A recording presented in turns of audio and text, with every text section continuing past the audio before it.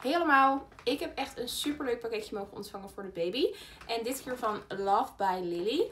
En die ga ik eventjes samen met jullie unboxen.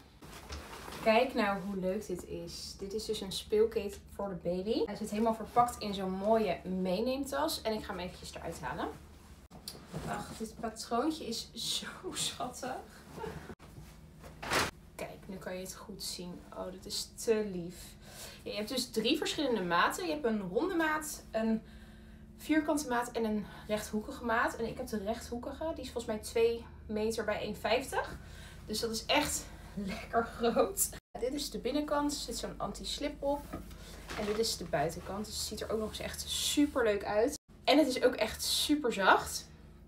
En dit is natuurlijk perfect voor dadelijk in de zomer. Om lekker buiten te gebruiken. Of bij een picknick of naar het strand. Want je kan het kleed ook gewoon wassen. Dus dat is echt perfect. Kijk hoe huge dit is. Maar wat ik al zei, je kan dus zelf de maat kiezen.